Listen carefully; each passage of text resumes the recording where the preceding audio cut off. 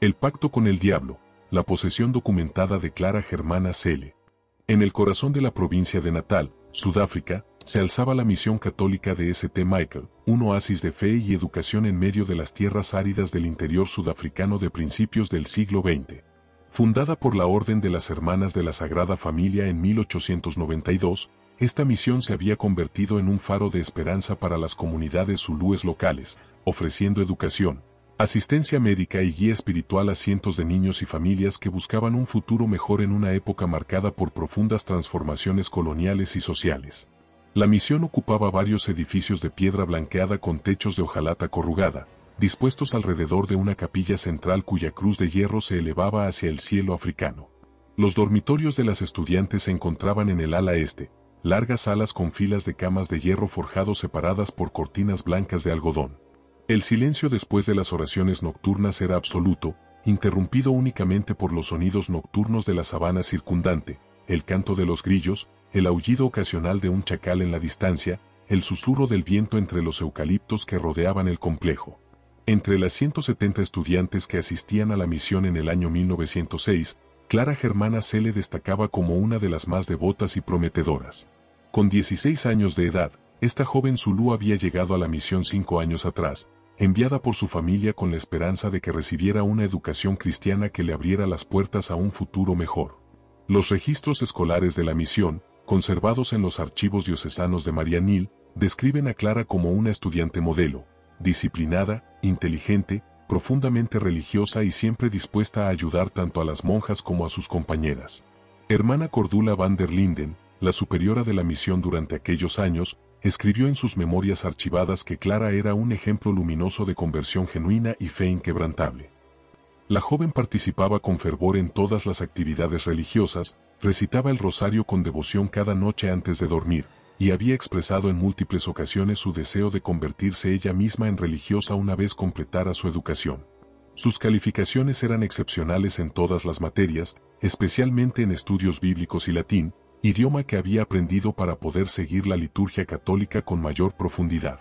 Sin embargo, en la tarde del 8 de agosto de 1906, algo cambió de manera inexplicable y terrible. Según el testimonio archivado de la hermana Amelia Koch, quien supervisaba los dormitorios aquella tarde, Clara regresó de sus labores en el huerto de la misión con una expresión extraña en el rostro. Parecía como si llevara un peso invisible sobre sus hombros, escribió la religiosa en su informe oficial. Sus ojos, normalmente llenos de vida y alegría, estaban apagados, casi vidriosos. Cuando le pregunté si se sentía bien, no respondió de inmediato. Después de varios segundos que parecieron eternos, simplemente asintió con la cabeza y se dirigió a su cama sin pronunciar palabra. Aquella noche, durante las oraciones vespertinas en la capilla, varias hermanas y estudiantes notaron el comportamiento inusual de Clara. Mientras todas las demás jóvenes cantaban los himnos con sus voces claras y puras, Clara permanecía en silencio, con la mirada fija en el crucifijo del altar. La hermana Gertrudis Müller, encargada del coro, documentó en el registro diario de la misión que Clara Germana parecía estar luchando contra algo invisible. Sus labios se movían como si quisiera unirse al canto, pero no emitía ningún sonido. Sus manos, normalmente juntas en posición de oración, temblaban visiblemente sobre su regazo. Después de las oraciones, cuando todas las estudiantes se retiraron a los dormitorios para prepararse para el descanso nocturno, Clara se quedó atrás en la capilla. La hermana Cordula, preocupada por el comportamiento atípico de su mejor alumna, regresó para buscarla y la encontró arrodillada frente al altar, sollozando en silencio.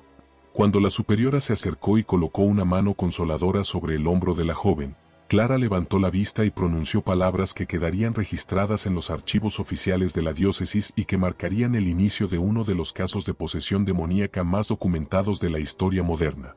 «Hermana», susurró Clara con voz temblorosa, «he hecho algo terrible. He hecho un pacto con el diablo». Las palabras cayeron como piedras en el silencio sagrado de la capilla.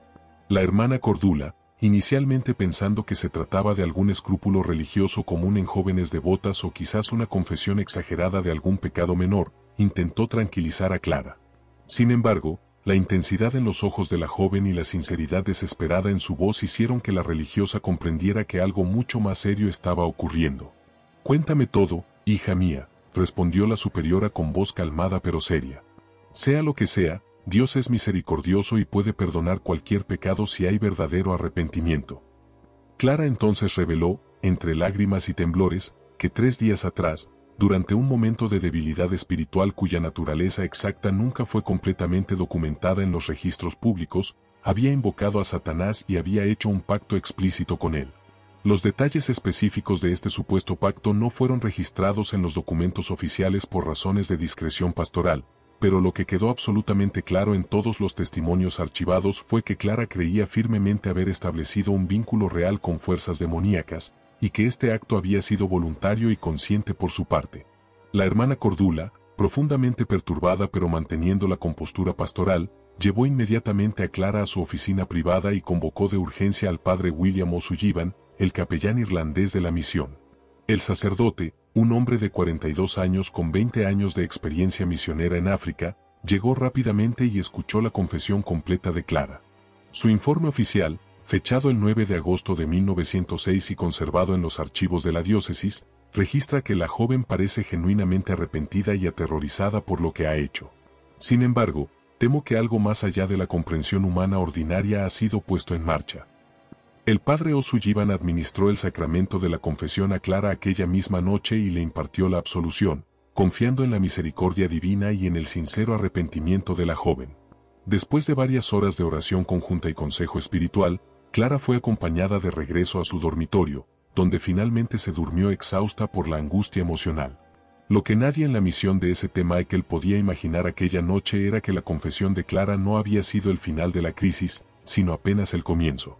En las primeras horas de la madrugada siguiente, cuando el silencio sobre la misión era más profundo, los primeros fenómenos verdaderamente inexplicables comenzaron a manifestarse, fenómenos que serían meticulosamente documentados por decenas de testigos creíbles durante los meses siguientes y que desafiarían toda explicación racional. El horror documentado estaba a punto de comenzar. Para comprender la magnitud de lo que estaba por ocurrir en la misión de St. Michael, es fundamental conocer quién era realmente Clara Germana Cele antes de aquella fatídica tarde del 8 de agosto de 1906. Clara había nacido en 1890 en un kraal zulú tradicional ubicado a aproximadamente 40 kilómetros al noroeste de la misión. Su nombre de nacimiento era Nomusa, que en lengua zulú significa bondadosa o misericordiosa, un nombre profético que reflejaba el carácter dulce y servicial que la caracterizaría durante toda su infancia. Los registros bautismales de la misión, fechados en octubre de 1901, documentan que su familia pertenecía a la tribu Cele, un clan zulú respetado en la región que había mantenido tradicionalmente buenas relaciones con los misioneros católicos. El padre de Clara, cuyo nombre cristiano era Joseph Cele tras su conversión, trabajaba como intérprete y guía para la administración colonial británica. Este empleo le proporcionaba ingresos estables pero también lo exponía constantemente a las tensiones entre la cultura tradicional zulú y el mundo colonial europeo que dominaba Sudáfrica desde la victoria británica en la Guerra Anglo-Zulú de 1879. La madre de Clara, bautizada como María pero conocida por su nombre zulú Nandi, se dedicaba a las labores domésticas y al cuidado de los 6 hijos de la familia, de los cuales Clara era la cuarta. Según las entrevistas realizadas por el padre Michael Erasmus y documentadas en los archivos diocesanos, la familia Cele había abrazado el catolicismo con sinceridad genuina tras años de contacto con los misioneros. Sin embargo, como era común en aquella época de transición cultural, las creencias cristianas convivían en tensión con las antiguas tradiciones zulúes que formaban parte del tejido social de la comunidad. Esta dualidad cultural sería considerada por algunos investigadores posteriores como un factor relevante para comprender el caso, aunque las autoridades eclesiásticas de la época centraron su análisis exclusivamente en el marco teológico católico de posesión demoníaca. En 1901, cuando Clara tenía 11 años, sus padres tomaron la importante decisión de enviarla a la misión de St. Michael como interna. Los documentos de admisión, firmados por la hermana Cordula van der Linden y conservados en los archivos de la orden, explican que esta decisión respondía al deseo de los padres de que su hija recibiera una educación completa que incluyera no solo formación religiosa sino también habilidades prácticas en lectura, escritura, aritmética, costura y enfermería básica. La educación en la misión representaba una oportunidad excepcional para una joven zulú en aquella época, cuando las opciones educativas para las mujeres africanas eran extremadamente limitadas. Durante los primeros 5 años en la misión, Clara se adaptó de manera ejemplar a la vida comunitaria y a la rigurosa disciplina del internado católico. Las evaluaciones trimestrales archivadas muestran un progreso académico constante y notable. En el informe del primer trimestre de 1902, la hermana Amelia Koch escribió: Clara Germana demuestra una inteligencia superior a la media y una capacidad de aprendizaje excepcional. Su pronunciación del inglés ha mejorado notablemente y comienza a leer textos simples en latín con comprensión básica. La rutina diaria en la misión de St. Michael seguía un horario estricto y predecible que marcaba el ritmo de vida de todas las internas. Las estudiantes se levantaban a las 5:30 de la mañana al sonido de la campana del convento. Después de asearse con agua fría en las piletas comunitarias, asistían a la misa matutina de las 6 en la capilla. El desayuno se servía a las 7, papilla de maíz, pan y té, una dieta simple pero nutritiva que la misión proporcionaba sin costo alguno para las familias. Las clases académicas ocupaban las mañanas, de las 8 a las 12. Clara destacaba especialmente en estudios religiosos, donde memorizaba pasajes bíblicos completos con facilidad asombrosa, y en historia, mostrando particular interés por las vidas de los santos y mártires. La hermana Gertrudis Müller, su profesora principal durante los años 1904 y 1905, documentó en sus registros que Clara posee una memoria prodigiosa y una sensibilidad espiritual poco común para su edad. Cuando leemos sobre los padecimientos de los mártires cristianos, sus ojos se llenan de lágrimas genuinas de compasión y admiración. Las tardes se dedicaban al trabajo manual y práctico. Las estudiantes rotaban entre diferentes actividades: trabajo en el huerto de vegetales de la misión, cuidado de las gallinas y cabras, costura y remiendo de ropa, limpieza de las instalaciones y asistencia en la enfermería básica que atendía tanto a las internas como a miembros de la comunidad local. Clara mostraba particular habilidad en el trabajo del huerto, donde según el testimonio archivado de la hermana María Therese Wagner, parecía tener una conexión especial con la tierra y las plantas. Bajo su cuidado, las plantas crecían más robustas y saludables. A las 6 de la tarde se servía la cena, seguida de una hora de estudio personal o recreación supervisada. A las 8 comenzaba el rosario vespertino en la capilla, momento que Clara consideraba el más importante de su día según las cartas que escribía regularmente a sus padres y que han sido preservadas en los archivos familiares. A las 9 de la noche, todas las luces se apagaban y se imponía silencio absoluto en los dormitorios hasta la mañana siguiente. Los domingos seguían un horario diferente, con misa solemne a las 9 de la mañana, tiempo libre por la tarde para visitas familiares cuando era posible, y vísperas a las 6. Clara recibía la visita de sus padres aproximadamente una vez al mes, encuentros que según los registros de la portería de la misión duraban típicamente 2 a 3 horas y siempre transcurrían en el jardín de visitas bajo la supervisión discreta pero constante de una de las hermanas. En las cartas a su familia, Clara expresaba repetidamente su felicidad en la misión y su gratitud por la oportunidad de recibir educación. Una carta fechada en marzo de 1905, escrita en un inglés básico pero correcto, decía: «Queridos padre y madre, estoy muy feliz aquí. Las hermanas son muy buenas conmigo. Aprendo muchas cosas nuevas cada día. Rezo por ustedes y por mis hermanos todas las noches. Quiero ser como las hermanas cuando sea mayor, para ayudar a otras niñas como ellas me ayudan a mí». La vida espiritual de Clara era notablemente intensa incluso para los estándares de un internado católico de la época. Además de participar en todas las actividades religiosas obligatorias, había solicitado y recibido permiso para confesarse semanalmente en lugar de mensualmente como era la norma general. El padre O'Sullivan, en sus notas pastorales archivadas, comentaba que las confesiones de Clara eran de una inocencia conmovedora, llenas de escrúpulos menores típicos de almas devotas pero carentes de pecados graves de cualquier tipo. En mayo de 1906, 3 meses antes del evento que cambiaría todo, Clara había recibido un reconocimiento especial durante una ceremonia en la capilla. La hermana Cordula le entregó una medalla de la Virgen María como premio por su conducta ejemplar, excelencia académica y espíritu de servicio cristiano. Clara llevaba esta medalla colgada al cuello constantemente, incluso durante el sueño, como símbolo de su devoción mariana. Las compañeras de dormitorio de Clara, entrevistadas posteriormente por las autoridades eclesiásticas durante la investigación del caso, la describieron uniformemente como tranquila, amable, siempre dispuesta a ayudar. Nomsa Dlamini, quien ocupaba la cama junto a la de Clara, declaró en su testimonio archivado: «Clara era mi mejor amiga. Nunca la vi enojada o diciendo algo malo de nadie. Por las noches, cuando todas estábamos en cama, ella rezaba en voz baja hasta quedarse dormida. A veces me despertaba en medio de la noche y la veía arrodillada junto a su cama, orando. Era precisamente esta reputación impecable, esta imagen de perfección espiritual y moral, lo que hacía absolutamente incomprensible e impactante lo que estaba por suceder. No había en los registros de la misión ni un solo incidente disciplinario asociado con Clara Germana Cele en 5 años de internado. No había quejas, conflictos con otras estudiantes, desobediencias o problemas de adaptación de ningún tipo. Era, en todos los sentidos Dachement Bells, la estudiante modelo perfecta. Por eso, cuando Clara confesó haber hecho un pacto con el diablo aquella noche del 8 de agosto, la noticia cayó como un rayo en cielo despejado sobre toda la comunidad de la misión. La hermana Cordula escribió en su diario personal, posteriormente donado a los archivos diocesanos: es como si me hubieran dicho que el sol había dejado de salir o que el agua había comenzado a fluir hacia arriba. Clara Germana era lo último que hubiera imaginado susceptible a tentaciones diabólicas. Si ella puede caer, entonces ninguna de nosotras está segura. Pero lo que nadie sabía aún era que la confesión de Clara no era producto de imaginación, escrúpulos religiosos exagerados o algún tipo de crisis psicológica explicable en términos ordinarios.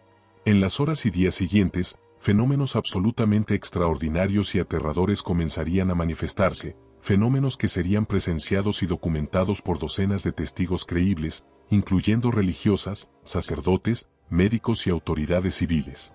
El contraste entre la Clara que había sido y lo que estaba por convertirse sería tan extremo, tan imposible de conciliar con cualquier explicación natural, que incluso los escépticos más empedernidos se verían forzados a reconocer que algo verdaderamente inexplicable estaba ocurriendo en la misión de St. Michael. La noche del 8 de agosto de 1906 marcó el fin de la vida normal que Clara Germana Cele había conocido. A partir de ese momento, su existencia se convertiría en un campo de batalla entre fuerzas que desafiaban toda comprensión racional, un horror documentado que resonaría a través de los archivos eclesiásticos durante más de un siglo. La madrugada del 9 de agosto de 1906 comenzó de manera aparentemente normal en la misión de St. Michael. La campana del convento sonó como siempre a las 5:30 de la mañana, despertando a las 170 estudiantes para otro día de rutina disciplinada. Sin embargo, lo que nadie en la misión sabía aún era que aquella normalidad estaba a punto de romperse de manera irreversible. La hermana Amelia Koch, encargada de supervisar el despertar de las internas en el dormitorio donde dormía Clara, fue la primera en notar que algo estaba terriblemente mal. Según su testimonio oficial archivado y fechado el 10 de agosto de 1906, cuando se acercó a la cama de Clara para despertarla, encontró a la joven completamente despierta, sentada en posición vertical con la espalda apoyada contra la pared de piedra, mirando fijamente hacia adelante con ojos muy abiertos pero completamente inexpresivos. «Buenos días, Clara», dijo la hermana con tono amable. «Es hora de levantarse para la misa matutina». Clara no respondió. Sus ojos permanecieron fijos en un punto invisible frente a ella, sin pestañear. La hermana Amelia, inicialmente pensando que la joven simplemente no la había escuchado, repitió el saludo colocando suavemente una mano sobre el hombro de Clara. Fue en ese momento cuando ocurrió el primer fenómeno verdaderamente inexplicable y aterrador. Clara giró lentamente la cabeza hacia la religiosa y abrió la boca para hablar. Pero la voz que salió de su garganta no era la suya. Era una voz profunda, grave, completamente masculina y con un tono burlón que heló la sangre de la hermana Amelia. En el testimonio archivado, la religiosa describe: no era la voz de Clara. Era imposible que esa voz saliera de una muchacha de 16 años. Era la voz de un hombre adulto, quizás varios hombres hablando al unísono, con un acento que no podría identificar pero que sonaba antiguo y extranjero. Las palabras pronunciadas por Clara en aquella voz imposible fueron registradas textualmente en múltiples testimonios archivados. ¿Por qué molestas a esta que ahora nos pertenece? Vete, monja estúpida, antes de que también te reclamemos. La hermana Amelia retrocedió instintivamente, genuinamente asustada. Varias estudiantes que ocupaban camas cercanas y que habían presenciado la escena comenzaron a gritar. El caos se apoderó del dormitorio en cuestión de segundos. La hermana Gertrudis Müller, quien se encontraba supervisando el ala opuesta del dormitorio, corrió hacia el origen del alboroto. Cuando llegó, encontró a la hermana Amelia pálida como un fantasma y a Clara de pie junto a su cama, aparentemente confundida y desorientada, sin recordar haber dicho nada extraño. «¿Qué sucede?», preguntó Clara con su voz normal, mirando alrededor con expresión de genuino desconcierto. ¿Por qué todas gritan? Este patrón se repetiría constantemente durante las semanas siguientes, episodios en los que Clara parecía ser tomada por algo o alguien más, durante los cuales su voz, expresiones faciales y comportamiento cambiaban completamente, seguidos por periodos de aparente normalidad en los que la joven no recordaba nada de lo ocurrido. La documentación médica y eclesiástica del caso registra meticulosamente esta alternancia entre estados, un patrón clásico en los casos históricos de posesión demoníaca documentados por la Iglesia Católica. Durante el desayuno de aquella mañana, Clara se comportó de manera completamente normal, comiendo su papilla de maíz en silencio como siempre. Sin embargo, cuando llegó el momento de asistir a la misa matutina de las 6, ocurrió el segundo fenómeno significativo. Según el testimonio del padre O'Sullivan archivado en los registros parroquiales, Clara entró a la capilla caminando normalmente junto con las demás estudiantes. Pero en el momento exacto en que cruzó el umbral de la puerta de entrada, su cuerpo entero se convulsionó violentamente y cayó al suelo gritando. Los gritos que emitió no eran de dolor sino de algo que los testigos describen como furia absoluta o rabia primitiva. Varias hermanas corrieron a auxiliarla, pero cuando intentaron ayudarla a levantarse, Clara mostró una fuerza física completamente desproporcionada para una joven de su complexión delgada.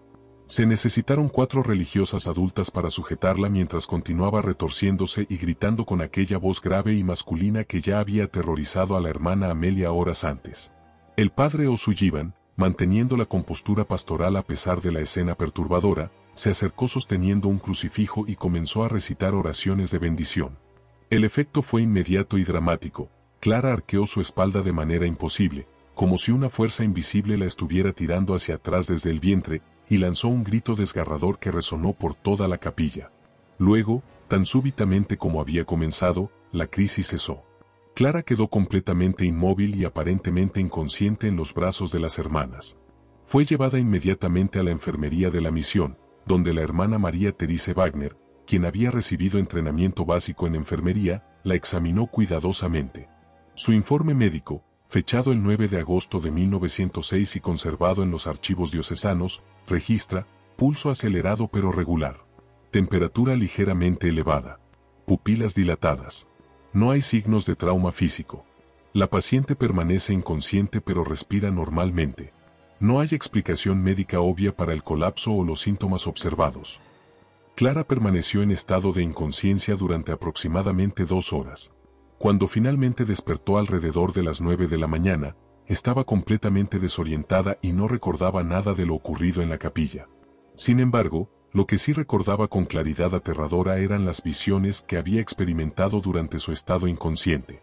Según el testimonio de la propia Clara registrado por la hermana Cordula en el diario oficial de la misión, durante aquellas 2 horas había visto figuras oscuras y terroríficas que la rodeaban, burlándose de ella y diciéndole que ahora le pertenecía. Describió haber visto específicamente un ser de gran estatura, completamente negro pero con ojos que brillaban como carbones encendidos, que se identificó como el que ella había invocado y que había venido a reclamar lo que le pertenecía por derecho del pacto. La hermana Cordula, profundamente perturbada pero manteniendo su rol de superiora, decidió inmediatamente que el caso había superado los límites de lo que podía manejar con recursos ordinarios. Envió un mensaje urgente al obispo de la diócesis de Marianil, solicitando guía y asistencia para lo que claramente estaba convirtiéndose en un caso extraordinario de posible interferencia demoníaca. Mientras tanto, los fenómenos continuaron intensificándose durante los días siguientes. En la tarde del 9 de agosto, durante las clases, Clara experimentó otro episodio. Estaba sentada en su pupitre, aparentemente prestando atención a la lección de geografía que impartía la hermana Gertrudis, cuando súbitamente comenzó a reírse. No era la risa normal de una estudiante distraída, sino una carcajada profunda, gutural, completamente impropia de una joven muchacha. La risa continuó durante varios minutos, aumentando en volumen e intensidad hasta convertirse en algo genuinamente terrorífico. La hermana Gertrudis, en su informe archivado, describe: la risa no era humana. No puedo expresarlo de otra manera. Sonaba como si múltiples voces estuvieran riéndose al mismo tiempo, algunas agudas y otras muy graves, creando una cacofonía horrible que hacía que la piel se erizara. Todas las demás estudiantes se quedaron paralizadas de miedo. Yo misma sentí un terror primitivo que nunca antes había experimentado. Cuando finalmente la risa cesó, Clara quedó jadeando, con lágrimas corriendo por sus mejillas, suplicando perdón y rogando que ellos la dejaran en paz. Fue nuevamente llevada a la enfermería, donde pasaría la mayor parte de los días siguientes, aislada de las demás estudiantes para evitar más perturbación de la vida escolar normal y por su propia seguridad. El 10 de agosto trajo nuevos fenómenos que serían documentados por múltiples testigos independientes. La hermana María Therese, quien permanecía de guardia junto a la cama de Clara en la enfermería, reportó que aproximadamente a las 3 de la madrugada fue despertada por un sonido extraño. Cuando encendió la lámpara de aceite, vio algo que la dejó completamente petrificada. Clara estaba levitando aproximadamente medio metro por encima de su cama, completamente horizontal, como si estuviera acostada sobre una superficie invisible. El testimonio archivado de la hermana María Therese es particularmente detallado.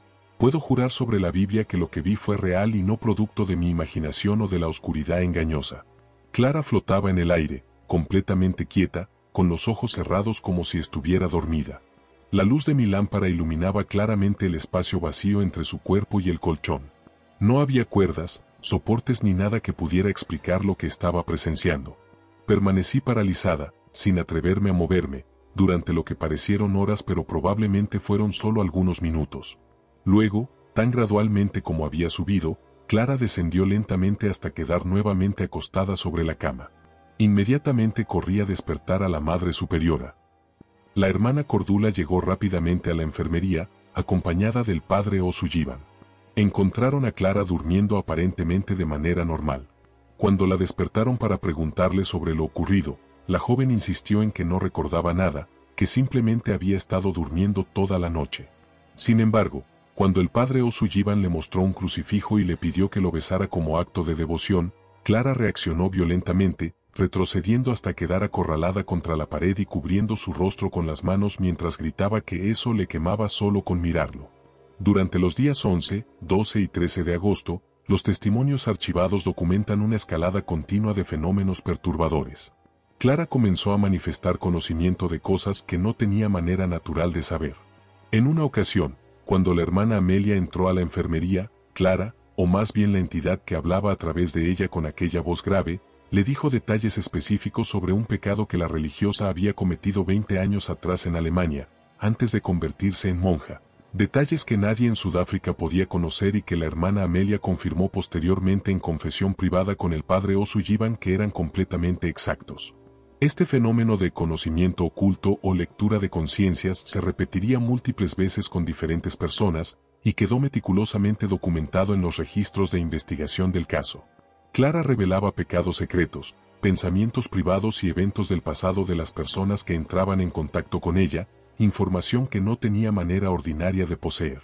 Este es uno de los signos clásicos de posesión demoníaca reconocidos por los protocolos de investigación de la Iglesia Católica, y su presencia repetida y verificable en el caso de Clara contribuyó significativamente a que las autoridades eclesiásticas concluyeran que se trataba de un caso genuino y no de fraude o enfermedad mental. El 14 de agosto llegó a la misión el Dr. James MacDonald, un médico escocés que trabajaba para la administración colonial británica en Natal. Había sido convocado por el padre O'Sullivan para realizar un examen médico exhaustivo de Clara y determinar si había alguna explicación natural, médica o psiquiátrica, para los fenómenos observados. El Dr. MacDonald era conocido como hombre de ciencia, escéptico respecto a asuntos religiosos y paranormales, lo que hacía que su testimonio posterior resultara particularmente significativo. El informe médico del Dr. MacDonald, fechado el 15 de agosto de 1906 y conservado tanto en los archivos diocesanos como en los registros coloniales británicos de Natal, es extraordinariamente detallado. Después de examinar a Clara durante varias horas, realizar pruebas físicas y neurológicas básicas disponibles en aquella época, y presenciar personalmente varios episodios de comportamiento anómalo, el doctor concluyó: no encuentro evidencia de epilepsia, histeria, o ninguna otra condición médica conocida que pudiera explicar los síntomas observados. La paciente muestra alternancias entre estados de lucidez completa y episodios de comportamiento que desafían explicación médica convencional. La fuerza física demostrada durante los episodios es incompatible con su constitución física. La voz masculina profunda que emite durante ciertos episodios no puede ser producida normalmente por la anatomía vocal femenina adolescente. Si bien me resisto a atribuir causas sobrenaturales a fenómenos que no comprendo, debo admitir que este caso supera los límites de mi conocimiento médico. Esta conclusión de un profesional médico secular, escéptico y entrenado en ciencia moderna, proporcionó una validación crucial a las observaciones de las religiosas y fortaleció significativamente la documentación del caso. No se trataba simplemente de religiosas crédulas viendo lo que esperaban ver, sino de un fenómeno observable que incluso un hombre de ciencia racionalista admitía no poder explicar. El 15 de agosto, festividad de la Asunción de María, trajo uno de los episodios más perturbadores hasta ese momento. Durante la misa solemne celebrada en la capilla, a la cual Clara fue llevada con la esperanza de que la gracia especial de aquella festividad mariana pudiera ayudarla, la joven experimentó lo que los testimonios describen como un ataque demoníaco violento en presencia de toda la comunidad de la misión. En el momento exacto de la elevación de la hostia consagrada, Clara comenzó a gritar con múltiples voces simultáneas, algunas en idiomas que nadie en la capilla podía identificar. Se retorció con tal violencia que las 4 hermanas que la sujetaban apenas podían contenerla. Sus ojos, según múltiples testigos archivados, se volvieron completamente blancos, mostrando solo la parte blanca sin iris ni pupila visible. Escupió en dirección al altar, y según el testimonio del padre O'Sullivan, el escupitajo viajó una distancia imposible de más de 10 metros, desafiando las leyes físicas normales, y golpeó directamente el sagrario. Este incidente resultó tan perturbador para toda la comunidad que la hermana Cordula tomó la decisión de aislar completamente a Clara en una habitación separada de la enfermería, donde solo el padre O'Sullivan, ella misma y la hermana María Terice tendrían acceso. Se envió también un mensaje urgente al obispo Thomas Sprater de Marianhill, informándole que la situación había escalado más allá de cualquier precedente en la historia de la misión y solicitando formalmente la intervención de un exorcista entrenado. Los padres de Clara fueron informados de la situación el 16 de agosto y viajaron inmediatamente a la misión.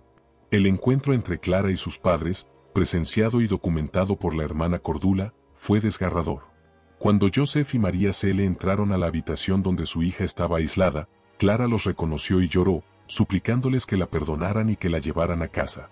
Sin embargo, cuando su padre intentó abrazarla, Clara súbitamente lo rechazó violentamente, gritando en aquella voz grave que estos ya no son sus padres y que la sangre que le dieron no significa nada frente al pacto hecho.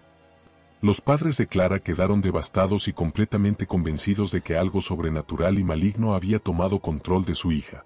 En su testimonio archivado, Joseph Cele declaró: «Esa no es mi hija. Los ojos son los de mi Nomusa, pero lo que mira a través de ellos es otra cosa, algo oscuro y lleno de odio. Mi hija era luz y bondad. Esto que veo es oscuridad pura».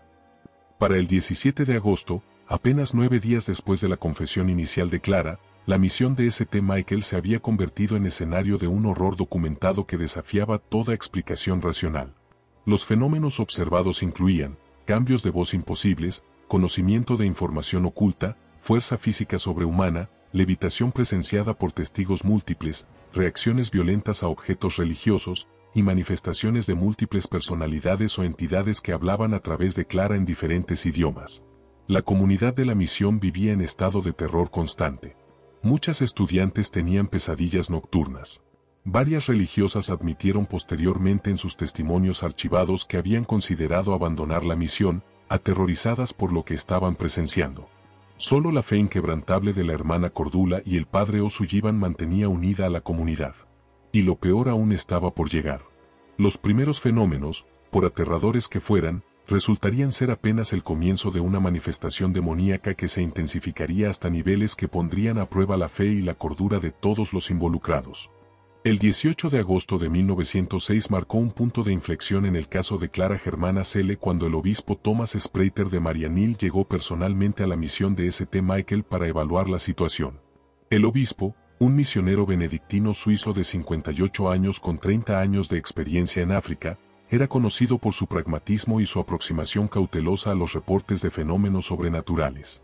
No era hombre fácil de impresionar ni de convencer, lo que hace que su testimonio posterior resulte especialmente significativo. Acompañando al obispo viajaba el padre Mansuet Erasmus Horner, un sacerdote alemán de 45 años que había sido designado como exorcista oficial de la diócesis 3 años antes. El padre Horner había estudiado teología en Roma y había recibido entrenamiento específico en el Rituale Romanum, el protocolo oficial de la Iglesia Católica para casos de posesión demoníaca. Su presencia indicaba que las autoridades eclesiásticas estaban tomando el caso con extrema seriedad. La hermana Cordula recibió a los visitantes con una mezcla de alivio y aprensión. En su diario personal archivado, escribió: «La llegada del obispo y del padre Horner me hizo sentir que finalmente no estábamos solos enfrentando esta oscuridad. Sin embargo, también me aterrorizaba la posibilidad de que nos juzgaran como mujeres histéricas viendo fantasmas donde no los hay. Recé fervientemente para que presenciaran con sus propios ojos lo que nosotras habíamos estado experimentando». Sus oraciones fueron respondidas de manera dramática y terrible. El obispo Spreiter y el padre Horner solicitaron ser llevados inmediatamente a ver a Clara. Cuando entraron a la habitación de aislamiento alrededor de las 3 de la tarde, encontraron a la joven aparentemente dormida en su cama. El padre Horner, siguiendo el protocolo establecido para evaluación de casos de posesión, se acercó llevando consigo un crucifijo bendecido y una botella de agua bendita que había traído desde Marianil. El testimonio del padre Horner, registrado en el documento oficial titulado Acta Exorcismi Clara Germana Cele y conservado en los archivos diocesanos de Marianil, describe lo que sucedió a continuación. Me acerqué a la muchacha dormida con el crucifijo en mi mano derecha y la botella de agua bendita en la izquierda. Antes de que pudiera pronunciar palabra alguna o rociar el agua bendita, mientras aún me encontraba a aproximadamente 2 metros de distancia de la cama, Clara abrió súbitamente los ojos y me miró directamente. Pero no eran sus ojos. Eran completamente negros, sin blanco visible, como 2 pozos de oscuridad absoluta. En ese momento supe con certeza absoluta que estaba en presencia de algo genuinamente demoníaco. Lo que siguió fue presenciado no solo por el padre Horner y el obispo Spreiter, sino también por la hermana Cordula, el padre O'Sullivan y la hermana María Terice, todos los cuales proporcionaron testimonios escritos independientes que coinciden en los detalles esenciales. Clara se levantó de la cama en un solo movimiento fluido, sin usar las manos ni ningún apoyo, como si hubiera sido tirada hacia arriba por cuerdas invisibles. Una vez de pie, comenzó a hablar en múltiples voces simultáneas, algunas masculinas y profundas, otras agudas y chirriantes, creando una cacofonía horrible que ninguno de los presentes olvidaría jamás. Las palabras pronunciadas fueron registradas textualmente por el padre Horner. ¿Quién te crees que eres, sacerdote entrometido? ¿Vienes con tus símbolos impotentes a molestarnos? Esta alma se nos entregó voluntariamente. Es nuestra por derecho de pacto. Tú no tienes poder aquí. Las frases fueron dichas en una mezcla de inglés, alemán y lo que el padre Horner identificó como latín eclesiástico antiguo, idiomas que Clara no había estudiado más allá del latín básico de la liturgia. El padre Horner, manteniendo su compostura pastoral a pesar del obvio terror que experimentaba, respondió en latín con las palabras del ritual de exorcismo: Adiuro te, spiritus nequissime, per deum omnipotentem, te conjuro, espíritu malvado, por Dios omnipotente. La reacción fue inmediata y violenta. Clara lanzó un grito que el obispo Spreiter describió en su informe como no humano, un sonido que parecía provenir de las profundidades del infierno mismo. Luego, ante la mirada atónita de todos los presentes, el cuerpo de Clara comenzó a levitar nuevamente. Esta vez, sin embargo, la levitación fue mucho más dramática que la previamente reportada. Clara ascendió aproximadamente 1,5 metros del suelo, superando la altura de los hombres presentes en la habitación. Su cuerpo permanecía completamente rígido, horizontal, paralelo al suelo, en una posición que desafiaba toda explicación física. El padre Horner roció agua bendita hacia ella, y donde las gotas tocaban la piel de Clara, aparecían marcas rojas como quemaduras, aunque el agua estaba a temperatura ambiente. Clara gritaba con cada contacto del agua bendita, maldiciendo en múltiples idiomas. El fenómeno de levitación duró aproximadamente 5 minutos, cronometrados por el obispo Spreiter usando su reloj de bolsillo. Luego, Clara descendió lentamente hasta quedar de pie sobre el suelo. En ese momento, ocurrió algo que todos los testigos describen como uno de los aspectos más aterradores de todo el caso. Clara comenzó a hablar con lo que el padre Horner identificó como conocimiento demoníaco, revelando detalles íntimos y secretos de las vidas de las personas presentes. Se dirigió al obispo Spreiter en alemán perfecto, idioma que Clara no hablaba, y le recordó un pecado específico que había cometido durante su juventud en Suiza, 40 años atrás, detalles que ninguna persona viva en Sudáfrica podía conocer. El obispo palideció visiblemente y más tarde confirmó en confesión privada con el padre Horner que la información era completamente exacta. Luego se dirigió al padre O'Sullivan y le reveló pensamientos privados que el sacerdote había tenido esa misma mañana durante su meditación personal, pensamientos que no había compartido con nadie.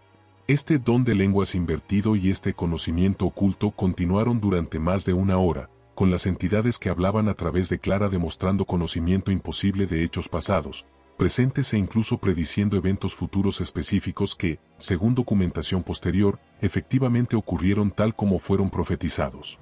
El padre Horner registró meticulosamente cada una de estas manifestaciones en su acta oficial, reconociendo que se trataba de signos clásicos de posesión demoníaca genuina según los criterios establecidos por el Rituale Romanum. Después de esta primera evaluación exhaustiva, tanto el obispo Spreiter como el padre Horner no tuvieron dudas. Clara Germana Selle sufría de posesión demoníaca auténtica, no de enfermedad mental ni de fraude. El obispo autorizó formalmente la realización del gran exorcismo, el ritual solemne de la Iglesia Católica para expulsar demonios. Sin embargo, advirtió que debía hacerse con extrema precaución, con preparación adecuada y con testigos múltiples para documentar todo el proceso. Los días 19 y 20 de agosto se dedicaron a los preparativos. El padre Horner ayunó y oró en preparación espiritual. Se convocó a varios sacerdotes adicionales de parroquias cercanas para asistir en el ritual y proporcionar apoyo en oración. Se preparó la capilla de la misión, quitando todos los objetos que pudieran convertirse en proyectiles peligrosos, ya que el padre Horner advirtió que durante exorcismos los objetos pueden moverse o ser arrojados por fuerzas invisibles. Durante estos días de preparación, los fenómenos en torno a Clara continuaron intensificándose. La noche del 19 de agosto, la hermana María Therese, quien permanecía de guardia nocturna junto a Clara, presenció un fenómeno que la dejó completamente traumatizada. Según su testimonio archivado, aproximadamente a la 1 de la madrugada, Clara comenzó a hablar en sueños. Pero no era un murmullo incoherente normal, sino una conversación clara y articulada en múltiples voces, como si varias personas diferentes estuvieran hablando a través de ella. Era como escuchar una reunión de demonios, escribió la hermana María Therese. Diferentes voces discutían entre sí sobre cuánto tiempo podrían mantener el control sobre Clara, se burlaban de los intentos de las religiosas por ayudarla, y planeaban estrategias para resistir el exorcismo que sabían que venía. Una voz particularmente grave y autoritaria, que parecía ser la líder, decía: «Somos legión. No nos iremos fácilmente. Esta nos fue entregada voluntariamente y no renunciaremos a nuestro premio sin batalla». La hermana registró que había al menos 5 voces distintas y diferentes participando en esta conversación demoníaca, todas emanando simultáneamente de la garganta de Clara. Cuando la religiosa intentó despertar a Clara para interrumpir este diálogo terrorífico, la joven abrió los ojos pero estos estaban completamente en blanco, mostrando solo la esclerótica sin iris ni pupila. Luego, sin que su boca se moviera, una voz resonó en toda la habitación diciendo: «No puedes despertarla, monja tonta. Ella no está aquí ahora. Solo estamos nosotros». Aterrorizada, la hermana María Therese corrió a buscar al padre Horner, quien dormía en las habitaciones de huéspedes de la misión. El sacerdote llegó rápidamente con su estola púrpura, el crucifijo y los santos óleos. Cuando entró a la habitación, Clara estaba sentada en la cama con los ojos aún completamente blancos, riéndose con múltiples voces simultáneas. El padre Horner comenzó inmediatamente a recitar oraciones de exorcismo preliminares, y la reacción fue dramática. Clara comenzó a convulsionarse violentamente, espuma blanca salía de su boca, y su cuerpo se contorsionaba en posiciones que el sacerdote describió como anatómicamente imposibles. El 20 de agosto, el día anterior al exorcismo formal programado, llegaron a la misión 2 testigos adicionales de considerable importancia: el comandante Andrew Wilson, oficial de policía británico responsable del distrito de Natal, y el reverendo Edward Thornton, ministro protestante metodista de la ciudad cercana de Pietermaritzburg. Ambos habían sido invitados por el obispo Spreiter específicamente porque eran externos a la Iglesia Católica y podrían proporcionar testimonios independientes y potencialmente más objetivos de los eventos. El comandante Wilson, en particular, era conocido como escéptico respecto a asuntos religiosos y sobrenaturales. En su informe oficial archivado en los registros coloniales británicos, admitió haber aceptado la invitación principalmente para desacreditar lo que asumía sería una farsa basada en superstición católica y credulidad de mujeres histéricas. Sin embargo, lo que presenció cambió completamente su perspectiva. Cuando Wilson y Thornton fueron llevados ante Clara, la joven estaba aparentemente calmada, sentada en una silla con las manos atadas suavemente con vendas de algodón, no por castigo sino para evitar que se lastimara durante episodios violentos. El comandante Wilson se acercó con actitud profesional y algo condescendiente, presentándose en inglés: «Señorita Selle, soy el comandante Wilson de la Policía Colonial. He venido a verificar los reportes sobre su condición». La reacción fue instantánea. Clara levantó la cabeza, lo miró directamente con ojos que el comandante describió como más negros que la noche africana, y habló con una voz masculina profunda en inglés con acento británico aristocrático: «Ah, el valiente comandante Wilson, el escéptico que viene a burlarse. Dime, comandante, ¿todavía sueñas con la niña que mataste accidentalmente en Mafeking durante el asedio? ¿Todavía ves su rostro cada noche cuando cierras los ojos?». El comandante Wilson retrocedió como si lo hubieran golpeado físicamente. Su rostro perdió todo color. Lo que Clara acababa de revelar era un secreto que Wilson había guardado durante 7 años, desde la Segunda Guerra Boer, un incidente traumático en el que había disparado accidentalmente y matado a una niña africana durante un tiroteo en el asedio de Mafeking en 1899. Nunca había reportado oficialmente el incidente, atormentado por la culpa, y ciertamente ninguna persona en Natal, especialmente una joven estudiante de 16 años en una misión católica, podía tener conocimiento de ello. En su informe oficial, Wilson escribió: «Lo que presencié desafía toda explicación racional. No tengo explicación para cómo esta muchacha podía conocer detalles de un evento que ocurrió cuando ella tenía 9 años, a cientos de kilómetros de distancia, y que yo nunca he revelado a nadie.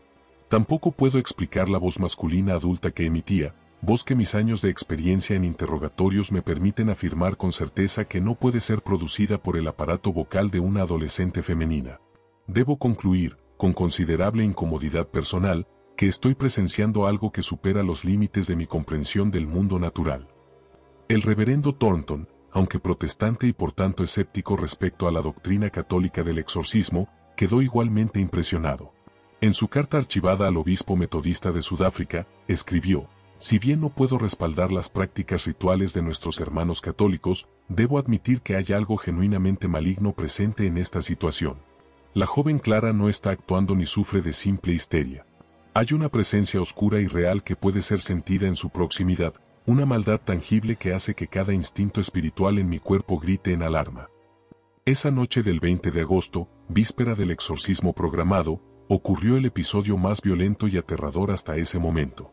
Aproximadamente a las 11 de la noche, Clara comenzó a gritar con tal intensidad que fue escuchada en todo el complejo de la misión y más allá.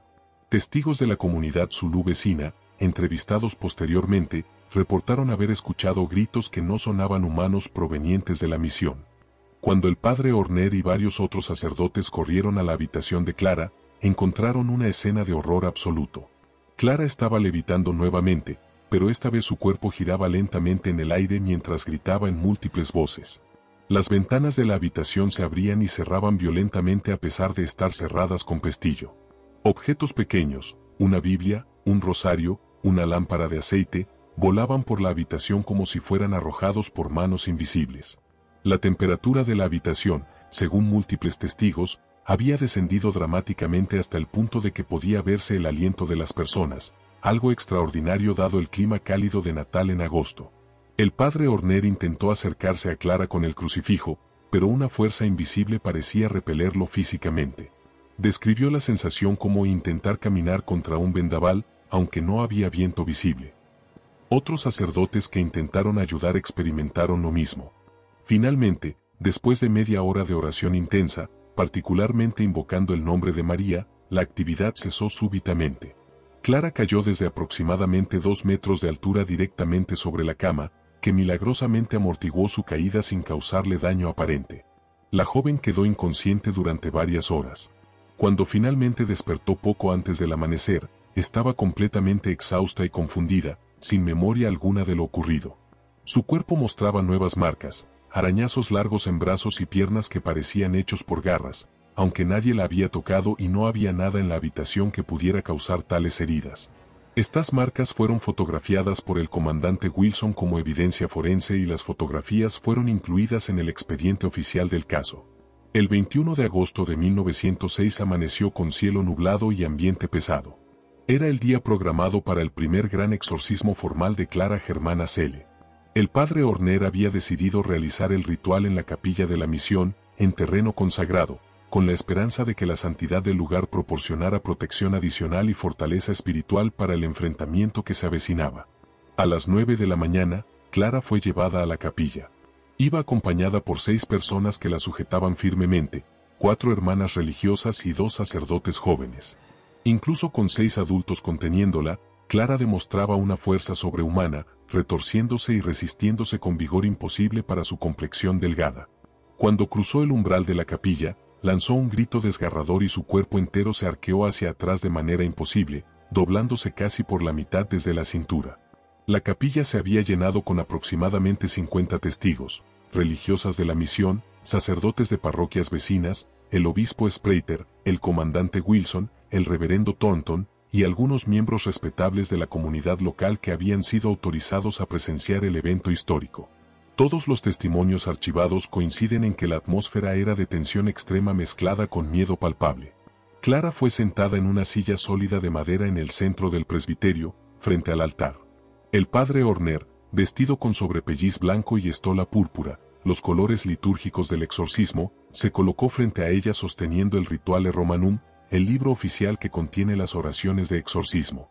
2 sacerdotes asistentes flanqueaban a Clara, listos para sujetarla si intentaba moverse violentamente.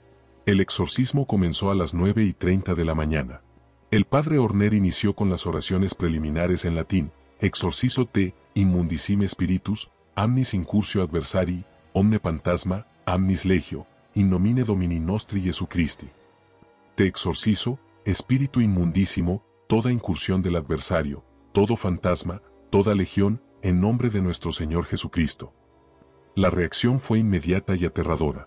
Las múltiples voces de Clara comenzaron a gritar simultáneamente, algunas en idiomas reconocibles y otras en lenguas que nadie podía identificar. El obispo Sprater, quien conocía 7 idiomas, reconoció fragmentos de alemán, inglés, zulú, latín y lo que creía era hebreo antiguo. Las voces se burlaban del exorcista, pronunciaban blasfemias horribles y amenazaban con violencia contra todos los presentes. Lo que siguió fueron 2 horas de batalla espiritual que todos los testigos describen como la experiencia más aterradora de sus vidas. Clara manifestó fuerza sobrehumana repetidamente, requiriendo en ciertos momentos hasta 8 hombres adultos para contenerla. Su rostro se contorsionaba en expresiones que el comandante Wilson describió como más propias de una bestia salvaje que de un ser humano. Escupía constantemente en dirección al altar y al sacerdote, y el escupitajo, según múltiples testimonios, viajaba a distancias imposibles y era de color oscuro y olor repugnante, como azufre y carne podrida. Durante el exorcismo ocurrieron múltiples fenómenos paranormales documentados por los 50 testigos presentes. En un momento dado, todas las velas de la capilla se apagaron simultáneamente a pesar de no haber corriente de aire. Cuando fueron reencendidas, se apagaron nuevamente al instante. Este patrón se repitió varias veces hasta que el padre Horner roció agua bendita sobre los candelabros, después de lo cual las velas permanecieron encendidas. El crucifijo grande que colgaba sobre el altar comenzó a balancearse violentamente, como si fuera sacudido por un terremoto, aunque ninguna otra cosa en la capilla se movía. En el momento culminante del ritual, cuando el padre Horner pronunció con voz autoritaria Praecipio tibi, quicunque es, spiritus immunde, exi ave hac famula Dei, te ordeno, quienquiera que seas, espíritu inmundo, sal de esta sierva de Dios. Clara levitó nuevamente, ascendiendo aproximadamente 1 metro sobre la silla mientras gritaba con voces múltiples. El testimonio del comandante Wilson sobre este momento es particularmente significativo por provenir de un observador externo y escéptico. Vi con mis propios ojos a la muchacha elevarse en el aire sin apoyo visible alguno. No había cuerdas, ni trucos de ilusionismo. 50 personas lo presenciamos simultáneamente desde múltiples ángulos. Permaneció suspendida durante lo que mi reloj registró como 43 segundos exactos. Luego descendió lentamente hasta volver a la silla. Pasaré el resto de mi vida intentando encontrar una explicación racional para lo que vi, pero hasta ahora no he podido. Sin embargo, a pesar de las 2 horas intensas de ritual exorcista, las entidades demoníacas no fueron expulsadas completamente. El padre Horner finalmente tuvo que suspender el ritual debido al agotamiento físico y espiritual extremo tanto de Clara como de los exorcistas. El sacerdote determinó que necesitarían múltiples sesiones para completar la liberación, dada la intensidad y el número de entidades que parecían estar poseyendo a la joven. Clara fue llevada de regreso a su habitación de aislamiento, completamente exhausta y sangrando por la nariz y las orejas, fenómeno que el Dr. McDonald examinó y documentó pero no pudo explicar médicamente. La joven pasaría los siguientes días en estado semiconsciente, alternando entre periodos de aparente normalidad y episodios de manifestación demoníaca. El primer intento de exorcismo no había logrado liberar completamente a Clara, pero había demostrado más allá de toda duda razonable, para los 50 testigos presentes, que la joven sufría de posesión demoníaca genuina. Lo que quedaba por delante era una batalla espiritual prolongada que pondría a prueba la fe, el valor y la determinación de todos los involucrados. Los días siguientes al primer exorcismo fueron de intensa preparación espiritual y estrategia eclesiástica. El padre Horner, después de consultar con el obispo Spreiter y revisar exhaustivamente los textos históricos sobre casos similares de posesión múltiple, determinó que necesitarían un enfoque más prolongado y sistemático. Los archivos diocesanos conservan su plan detallado fechado el 22 de agosto de 1906, en el que propone una serie de no menos de 3 exorcismos solemnes completos, espaciados por periodos de oración intensiva comunitaria y fortalecimiento espiritual de la posesa mediante la administración frecuente de los sacramentos cuando su estado lo permita. Durante los días 22, 23 y 24 de agosto, la comunidad entera de la misión de St. Michael se dedicó a la oración continua. Se organizaron turnos de adoración perpetua en la capilla, con religiosas y sacerdotes alternándose para que nunca hubiera un momento en que no se estuviera orando por Clara. El padre O'Sullivan organizó una novena especial a San Miguel Arcángel, patrono de la misión y guerrero celestial contra las fuerzas demoníacas. Los padres de Clara permanecieron en la misión durante este periodo, alternando entre la oración desesperada en la capilla y las visitas dolorosas a su hija cuando su estado lo permitía. Clara misma experimentó durante estos días lo que el padre Horner denominó en sus notas como periodos de lucidez intercalados con manifestaciones demoníacas. En sus momentos de claridad, la joven era plenamente consciente de su situación y expresaba horror y remordimiento genuino por el pacto que había hecho. La hermana Cordula registró en su diario varias conversaciones desgarradoras con Clara durante estos momentos lúcidos. En una de estas conversaciones, documentada el 23 de agosto, Clara le dijo a la superiora entre sollozos: «Madre, siento que estoy dividida en pedazos. Cuando ellos me toman, puedo verlo todo pero no puedo controlar nada. Es como estar atrapada dentro de mi propio cuerpo mientras otras cosas lo usan como títere. Veo las cosas horribles que me hacen decir y hacer, y quiero gritar y detenerlo, pero no puedo. Es una agonía peor que cualquier tortura física que pueda imaginar». Esta descripción coincide con los relatos históricos de otros casos documentados de posesión, donde la víctima mantiene cierta conciencia de lo que ocurre pero carece completamente de control sobre sus propias acciones.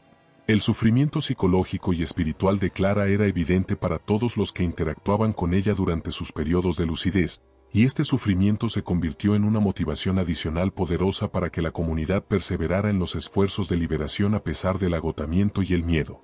Sin embargo, estos momentos de lucidez eran breves y frágiles. Con frecuencia alarmante, mientras Clara hablaba normalmente con voz propia, súbitamente su expresión cambiaría, sus ojos se volverían negros o blancos, y las voces demoníacas regresarían para burlarse de ella y de sus interlocutores. «¿Ven cuán débil es?», decían las voces a través de Clara. «¿Ven cómo llora y suplica? Es patética. Y es nuestra. Nunca la dejaremos ir». El 25 de agosto se realizó el segundo gran exorcismo. Esta vez, el padre Horner había preparado un enfoque más metódico y prolongado. El ritual comenzó a las 8 de la mañana y se extendería, con breves pausas, hasta bien entrada la noche.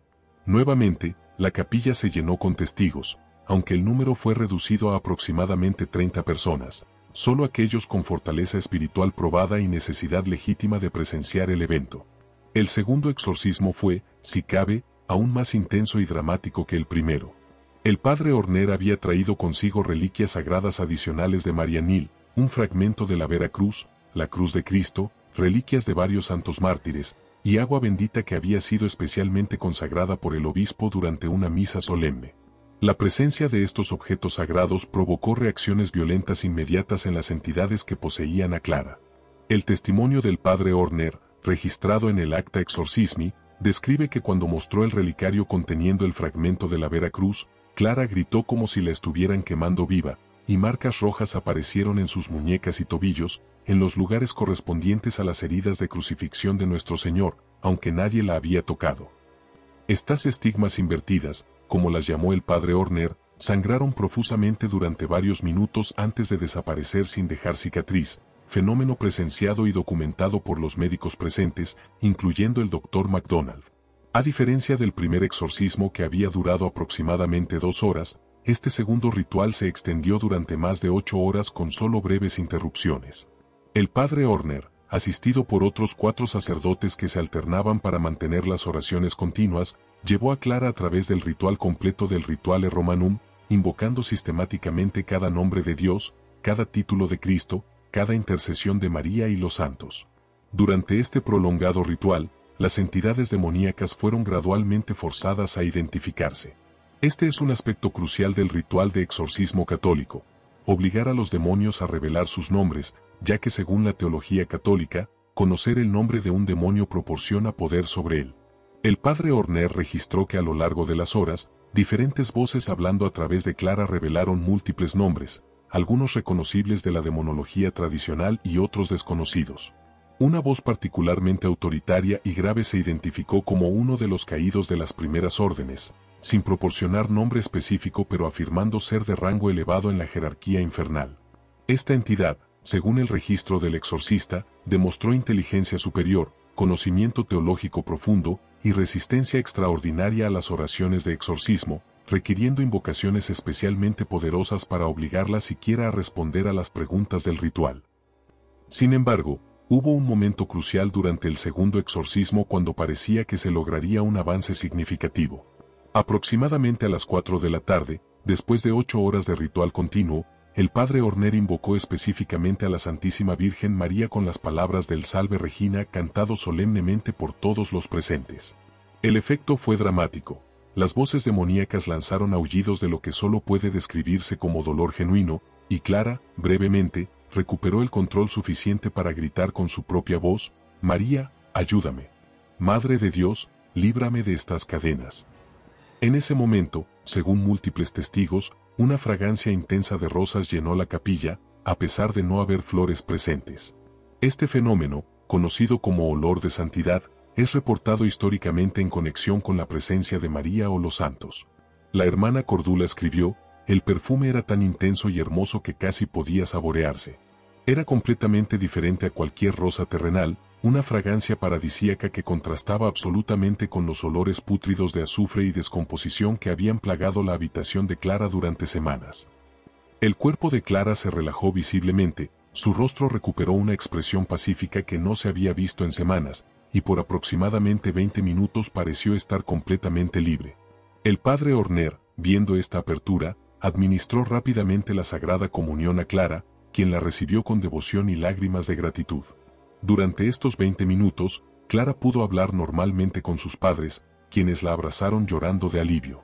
Sin embargo, la liberación no era completa. Según el padre Horner explicó posteriormente en su informe al obispo, las entidades demoníacas habían sido temporalmente suprimidas pero no expulsadas completamente. Era como haber ganado una batalla importante pero no la guerra. Necesitábamos presionar nuestra ventaja inmediatamente. Se tomó la decisión de continuar con un tercer exorcismo apenas 2 días después, en lugar de esperar más tiempo, con la esperanza de aprovechar el debilitamiento evidente de las fuerzas demoníacas. Los días 26 y 27 de agosto fueron relativamente tranquilos. Clara experimentó los que serían sus periodos más prolongados de normalidad desde el comienzo de la crisis. Pudo comer normalmente, dormir sin pesadillas, rezar sin reacciones violentas y conversar coherentemente con las religiosas y sus padres. Hubo esperanza genuina, documentada en múltiples diarios y cartas de la época, de que la liberación estaba cercana. El Dr. MacDonald examinó a Clara nuevamente el 27 de agosto y registró: «La paciente muestra mejoría notable. El pulso es normal, la temperatura es normal, no hay signos de las convulsiones o episodios de comportamiento anómalo que caracterizaron las semanas previas. Si no fuera porque presencié personalmente los fenómenos extraordinarios de semanas anteriores, examinaría a esta muchacha y la declararía completamente sana tanto física como mentalmente». Sin embargo, esta calma resultó ser engañosa. En la noche del 27 de agosto, aproximadamente a las 2 de la madrugada, los fenómenos regresaron con renovada violencia. La hermana María Therese, quien realizaba la guardia nocturna, fue despertada por un sonido que describió como risas múltiples, tanto masculinas como femeninas, algunas graves y amenazadoras, otras agudas y maníacas, todas emanando simultáneamente de la garganta de Clara. Cuando la religiosa encendió la lámpara, encontró a Clara sentada verticalmente en la cama con los ojos completamente negros, sonriendo con una expresión que la hermana María Therese describió como la encarnación misma de la maldad triunfante. Las voces demoníacas hablaron en tono burlón. ¿Pensaron que nos habían vencido? Tontos. Solo estábamos descansando, recuperando fuerzas. Ahora regresamos más fuertes que antes. Esta batalla está lejos de terminar. Lo que siguió fue una noche de horror renovado. Clara demostró nuevamente fuerza sobrehumana, requiriendo múltiples personas para contenerla. Habló en lenguas desconocidas, reveló secretos adicionales de personas presentes y manifestó conocimiento de eventos futuros específicos. Una de estas profecías fue particularmente inquietante. Las voces demoníacas declararon que 3 de las que aquí oran morirán antes de que termine el año, y sus muertes serán súbitas y sin tiempo para preparación. Esta profecía macabra quedó registrada en múltiples testimonios y, de manera perturbadora, se cumplió exactamente. Antes de que terminara 1906, 3 religiosas de la misión de St. Michael fallecieron súbitamente. La hermana Agnes Klomp murió de un ataque al corazón en octubre, la hermana Bernadette O'Connor de una infección fulminante en noviembre, y la hermana Catherine Muller en un accidente cuando el carro en que viajaba volcó en diciembre. Las 3 muertes fueron completamente inesperadas y rápidas, sin tiempo para los últimos sacramentos, exactamente como las voces habían predicho meses antes. El 28 de agosto se realizó el tercer y lo que sería el exorcismo final de Clara Germana Selle. El padre Horner había determinado que este debía ser el esfuerzo definitivo, movilizando todos los recursos espirituales disponibles. Se convocó a 10 sacerdotes de toda la región, cada uno con experiencia en ministerio de liberación. El obispo Spreiter mismo participaría activamente en el ritual, no solo como observador sino como coexorcista principal junto al padre Horner. El ritual comenzó a las 9 de la mañana en la capilla completamente preparada. Se habían colocado reliquias sagradas en los 4 puntos cardinales del espacio. El Santísimo Sacramento fue expuesto en el altar en custodia solemne. Velas bendecidas ardían en profusión. El ambiente era de determinación absoluta, esta sería la batalla final. Lo que siguió fueron 10 horas continuas del ritual de exorcismo más intenso y completo jamás documentado en los archivos de la diócesis de Marianil. Los 10 sacerdotes y el obispo se alternaban en grupos, manteniendo las oraciones continuas mientras otros descansaban brevemente para recuperar fuerzas. Clara manifestó todos los fenómenos observados previamente y más: levitación prolongada, múltiples voces simultáneas, conocimiento oculto, fuerza sobrehumana, reacciones violentas a objetos sagrados y contorsiones corporales imposibles. El punto culminante llegó aproximadamente a las 6 de la tarde. El padre Horner, con el obispo Spreiter a su lado, pronunció con autoridad absoluta y fe inquebrantable el mandamiento final de expulsión, en el nombre de Jesucristo, por el poder de su cruz y resurrección, por la intercesión de María Inmaculada y San Miguel Arcángel, yo te ordeno, espíritus inmundos, toda legión de demonios, sal ahora y para siempre de esta sierva de Dios. Vete al abismo eterno preparado para ti y para los ángeles rebeldes. En el nombre del Padre, del Hijo y del Espíritu Santo. La reacción fue explosiva. Clara arqueó su espalda hasta formar casi un círculo completo, gritó con una voz que sacudió literalmente las ventanas de la capilla, y luego cayó súbitamente inmóvil y silenciosa. El silencio que siguió fue absoluto y prolongado durante varios minutos que parecieron eternos. Todos los presentes contenían el aliento, preguntándose si finalmente se había logrado la liberación o si esto era simplemente otro episodio más. Luego, lenta y suavemente, Clara abrió los ojos. Pero esta vez no eran los ojos negros o blancos de la posesión. Eran sus propios ojos marrones, claros, enfocados y llenos de reconocimiento humano genuino. Con voz débil pero inequívocamente suya propia, susurró: «Padre, ¿terminó? ¿Se fueron?». El padre Horner se acercó cautelosamente, sosteniendo el crucifijo. «Clara, hija mía, ¿puedes besar este crucifijo?». Clara extendió sus manos temblorosas, tomó el crucifijo, y lo besó con devoción genuina y sin ninguna reacción adversa. Lágrimas de gratitud corrían por su rostro. «Se fueron», susurró. «Finalmente se fueron». Puedo sentir que mi mente es mía nuevamente. Están lejos, muy lejos. Gracias, Padre. Gracias, Madre María. Gracias, Dios misericordioso. El padre Horner administró inmediatamente los sacramentos, confesión, comunión y unción de los enfermos para fortalecer a Clara espiritualmente y sellar la liberación lograda. Durante estos sacramentos, Clara permaneció completamente normal, sin ningún signo de las manifestaciones demoníacas que habían plagado intentos previos de administración sacramental. Sin embargo, el protocolo de la Iglesia para casos de exorcismo requiere verificación prolongada antes de declarar una liberación completa y definitiva. Clara permanecería bajo observación estrecha durante semanas, evaluando cuidadosamente cualquier signo de regreso de las manifestaciones demoníacas. Se le administrarían los sacramentos regularmente para fortalecer su alma. Se mantendría en ambiente de oración constante. Y, crucialmente, se le daría guía espiritual intensiva para ayudarla a recuperarse del trauma extraordinario que había experimentado y para prevenir cualquier recaída espiritual que pudiera abrir puertas nuevamente a influencia demoníaca. Los días y semanas siguientes al tercer exorcismo traerían esperanza genuina pero también vigilancia cautelosa. La batalla había sido ganada, pero las cicatrices permanecerían. Y quedaban preguntas profundas sobre por qué había ocurrido esto, qué significaba, y qué lecciones debían aprenderse de esta experiencia aterradora que había sacudido hasta los cimientos la fe de todos los involucrados. Los días inmediatamente posteriores al exitoso tercer exorcismo del 28 de agosto de 1906 fueron de observación cautelosa mezclada con esperanza creciente. Clara Germana Cele permaneció en la misión de St. Michael bajo supervisión constante, pero por primera vez en semanas, esa supervisión era pastoral y cuidadosa en lugar de defensiva y temerosa. La joven dormía tranquilamente sin pesadillas, comía con apetito normal, participaba en las oraciones sin reacciones adversas, y conversaba coherentemente con todos a su alrededor. El padre Horner, sin embargo, mantenía vigilancia estricta según el protocolo eclesiástico establecido para casos de exorcismo. Durante las 2 semanas siguientes, administró a Clara los sacramentos diariamente, confesión cada 2 días, comunión cada mañana y oraciones de protección cada noche. El objetivo era fortalecer espiritualmente a la joven y crear, por así decirlo, un escudo de gracia que impidiera cualquier intento de las fuerzas demoníacas de regresar. Los archivos diocesanos conservan el informe final del padre Horner, fechado el 15 de septiembre de 1906, exactamente 2 semanas después del último exorcismo. En este documento extenso y meticulosamente detallado, el exorcista concluye, después de 14 días de observación continua y evaluación cuidadosa, declaro con convicción moral absoluta que Clara Germana Cele ha sido completamente liberada de la posesión demoníaca que la afligía. No ha manifestado ninguno de los signos previamente observados, no hay cambios de voz, no hay conocimiento oculto, no hay reacciones adversas a objetos sagrados, no hay levitación ni fenómenos físicos inexplicables. La joven ha recuperado completamente su personalidad original, su fe devota y su paz interior.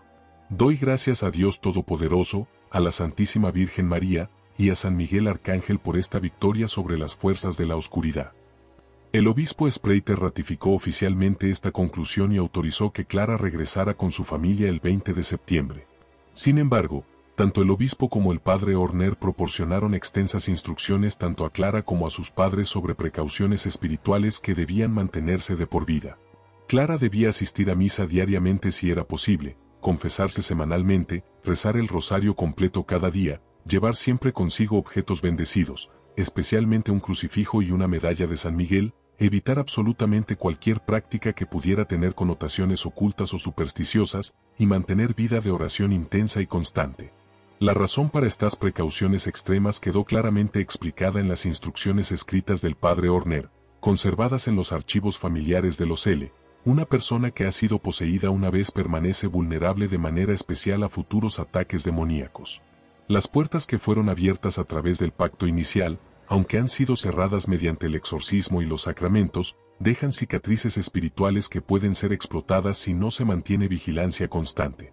Clara debe vivir el resto de su vida en estado de gracia, fortificada continuamente por los sacramentos, protegida por la oración, y alejada de cualquier ocasión de pecado grave que pudiera debilitar sus defensas espirituales. El regreso de Clara a su hogar el 20 de septiembre fue un evento emotivo documentado por múltiples testigos. La joven fue recibida por su familia extendida con lágrimas de alegría y alivio. Sin embargo, También hubo cierta tensión inevitable. Clara había cambiado fundamentalmente. La experiencia de haber sido poseída, de haber tenido su voluntad completamente suprimida por fuerzas demoníacas, de haber sido testigo consciente pero impotente de las atrocidades que su cuerpo fue forzado a realizar, había dejado cicatrices psicológicas profundas que ningún ritual religioso podía borrar completamente. En entrevistas posteriores realizadas por el padre O'Sullivan durante los meses siguientes y archivadas en los registros parroquiales, Clara describió el trauma persistente: nunca olvidaré las voces. Incluso ahora, cuando todo está tranquilo, a veces puedo recordar con claridad aterradora cómo sonaban, cómo se sentía tenerlas dentro de mí, hablando a través de mi boca, moviendo mi cuerpo como un títere. Tengo pesadillas frecuentes donde ellos regresan. Despierto gritando, temiendo que hayan vuelto. Mi madre tiene que venir y recordarme que estoy libre, que Cristo me liberó, que estoy a salvo.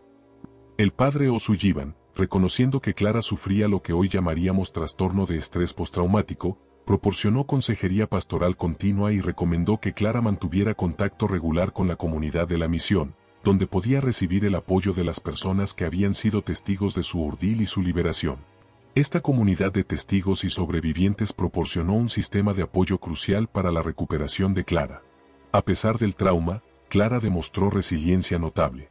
Los registros parroquiales de los años siguientes documentan que cumplió fielmente con todas las prácticas espirituales recomendadas. Asistía a misa diaria en la capilla de una misión católica cercana a su hogar familiar. Se confesaba semanalmente. Participaba activamente en grupos de oración. Y, significativamente, dedicó tiempo considerable a obras de caridad, particularmente ayudando a enfermos y necesitados de su comunidad.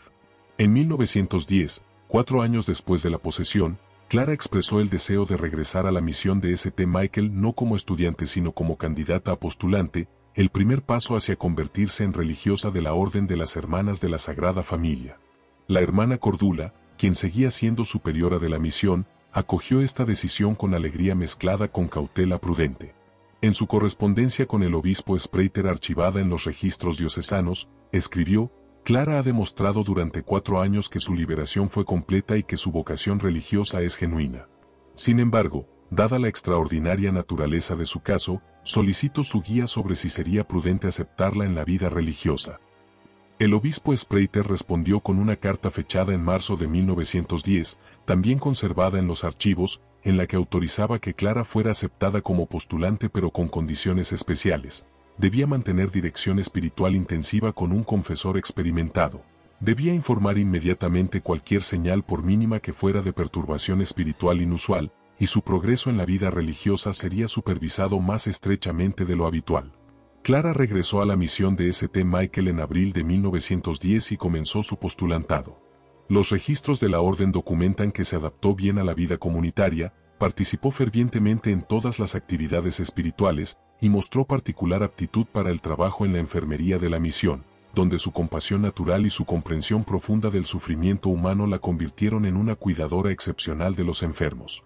Sin embargo, después de 1 año como postulante, Clara tomó una decisión sorprendente que quedó documentada en su carta personal a la hermana Cordula de mayo de 1911, conservada en los archivos personales de la superiora. Clara escribió: Madre querida, después de mucha oración y discernimiento, he llegado a comprender que Dios no me llama a la vida religiosa como hermana consagrada. Mi vocación es diferente. Creo que Dios me salvó de las garras del demonio no para que me encerrara en un convento, sino para que viviera en el mundo como testimonio de su poder y misericordia. Quiero casarme, formar una familia y criar hijos en la fe católica. Quiero ser un ejemplo viviente de que incluso quienes han caído en las profundidades más oscuras pueden ser redimidos y vivir vidas santas. La hermana Cordula, aunque inicialmente sorprendida, aceptó esta decisión con comprensión maternal. En su respuesta archivada, escribió: Hija querida, si esta es la voluntad de Dios para ti, entonces debes seguirla con todo tu corazón. La santidad no se encuentra solo en los claustros sino también en las familias cristianas que viven fielmente su fe en medio del mundo. Clara dejó la misión en junio de 1911 y regresó nuevamente a su comunidad. En 1913, a la edad de 23 años, se casó con un hombre católico zulú llamado Samuel Dube, quien conocía completamente su historia y la aceptó con admiración por su fe y fortaleza. Los registros matrimoniales de la parroquia local documentan la boda celebrada el 12 de julio de 1913, con el padre O'Sullivan oficiando la ceremonia. Los archivos diocesanos contienen referencias ocasionales a Clara durante los años siguientes. Tuvo 5 hijos entre 1914 y 1922, todos bautizados en la fe católica y criados con devoción notable según testimonios de sacerdotes que visitaban la familia. Clara se convirtió en figura respetada en su comunidad local, conocida no solo por su historia extraordinaria sino también por su vida de caridad, oración y testimonio cristiano auténtico. La última referencia definitiva a Clara Germana Cele en los archivos públicos accesibles data de 1934. El padre Michael Erasmus, quien había sido uno de los sacerdotes asistentes durante los exorcismos de 1906, visitó a Clara y su familia en esa fecha. En su informe archivado, escribió: «Encontré a Clara, ahora de 44 años, viviendo en paz y santidad notable. Nunca ha experimentado ningún regreso de las manifestaciones demoníacas. Vive en estado de gracia, participa diariamente en la misa cuando es posible, y ha criado a sus 5 hijos para ser católicos devotos. Es testimonio viviente del poder liberador de Cristo y la eficacia del ritual de exorcismo cuando es realizado correctamente por la Iglesia.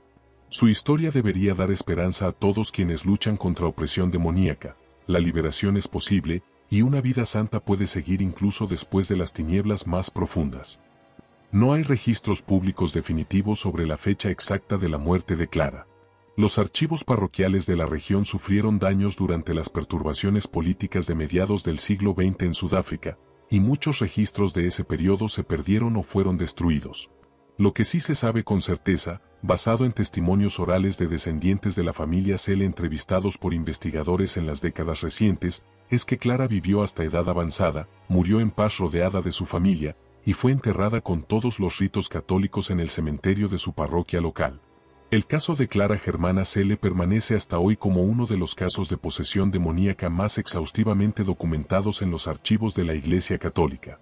La cantidad y calidad de los testimonios, la credibilidad de los testigos, que incluyen no solo religiosos sino también médicos, oficiales de policía y observadores protestantes, la documentación meticulosa de fenómenos que desafían explicación natural, y el seguimiento prolongado tanto durante como después de la posesión, hacen que este caso sea de valor excepcional para estudios tanto teológicos como históricos.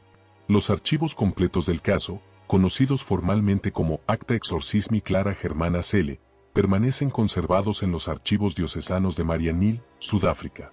Estos documentos han sido estudiados por numerosos investigadores a lo largo de las décadas, incluyendo teólogos, historiadores de la religión, psicólogos y parapsicólogos. Las opiniones sobre el caso varían según la perspectiva del investigador. Desde la perspectiva de la Iglesia Católica, el caso es considerado un ejemplo auténtico y bien documentado de posesión demoníaca genuina, exitosamente tratada mediante el ritual tradicional de exorcismo. Los 3 signos clásicos de posesión verdadera según la teología católica estuvieron presentes de manera irrefutable: conocimiento de información oculta que la posesa no podía saber por medios naturales, manifestación de fuerza física sobrehumana imposible para la constitución natural de la persona, y reacción violenta y adversa a objetos sagrados y oraciones religiosas. El caso es citado frecuentemente en la formación de exorcistas católicos como ejemplo de protocolo correcto y perseverancia necesaria. Investigadores escépticos han intentado proporcionar explicaciones alternativas. Algunas teorías sugieren que Clara podría haber sufrido de trastorno de personalidad múltiple, ahora conocido como trastorno de identidad disociativo, combinado con histeria colectiva que llevó a múltiples testigos a interpretar fenómenos naturales de manera sobrenatural debido a expectativas culturales y religiosas. Sin embargo, estas explicaciones luchan por dar cuenta de fenómenos específicos documentados: la levitación presenciada por múltiples testigos simultáneos desde diferentes ángulos, el conocimiento verificable de información oculta que Clara no tenía manera natural de poseer, la voz masculina profunda que análisis acústico básico confirma no puede ser producida por aparato vocal femenino adolescente, y la fuerza física documentada que requería múltiples hombres adultos para controlarla.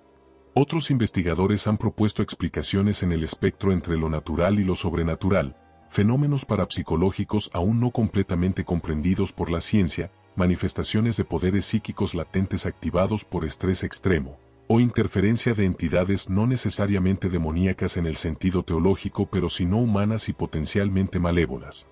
Estas teorías intentan tomar en serio la evidencia documentada mientras permanecen agnósticas respecto a interpretaciones específicamente religiosas. Lo que resulta innegable, más allá de interpretaciones particulares, es que algo extraordinario y genuinamente perturbador ocurrió en la misión de St. Michael durante agosto y septiembre de 1906. Demasiados testigos creíbles, incluyendo personas sin motivación particular para fabricar evidencia de lo sobrenatural, documentaron fenómenos demasiado específicos y verificables como para ser descartados como simple fraude o histeria. El caso permanece, más de un siglo después, como uno de los misterios más fascinantes y perturbadores en la intersección entre religión, psicología y lo inexplicable. Para Clara misma, la interpretación era clara e inquebrantable hasta el final de su vida.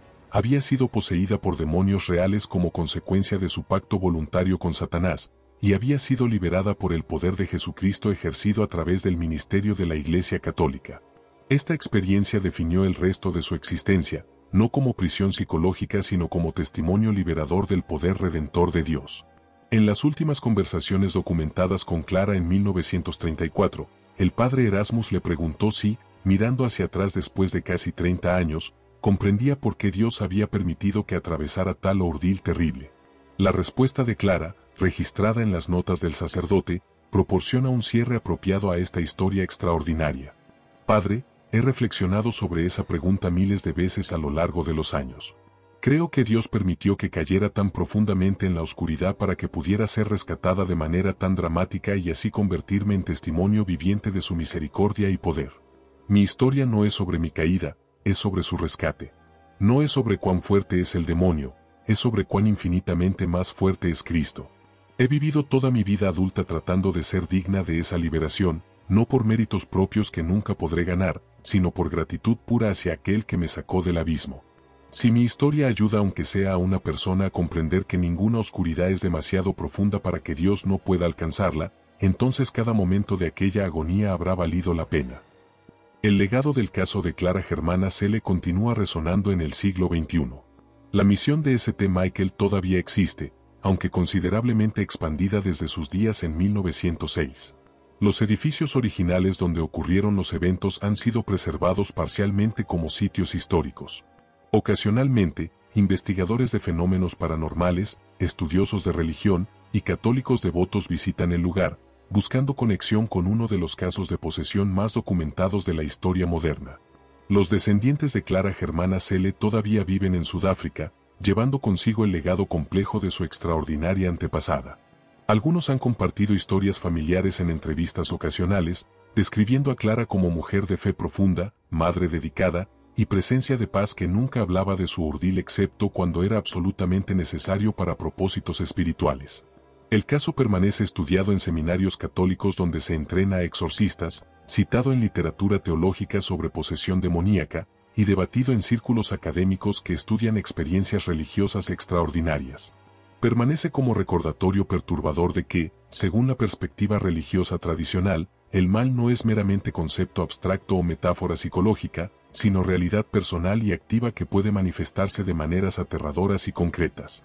Y para quienes tienen fe en lo sobrenatural, el caso de Clara Germana Cele permanece también como testimonio esperanzador de que incluso las fuerzas más oscuras pueden ser vencidas, que ninguna alma está más allá de la redención, y que el poder del bien, cuando es invocado correctamente y con fe genuina, es infinitamente superior a cualquier manifestación del mal.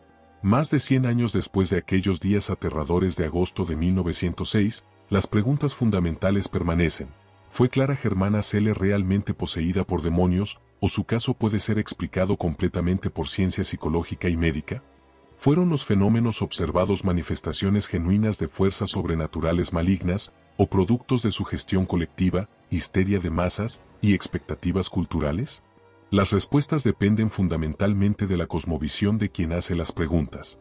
Lo que permanece indiscutible es que algo extraordinario, algo que desafió y continúa desafiando explicación fácil, ocurrió en aquella misión católica de Sudáfrica hace más de un siglo.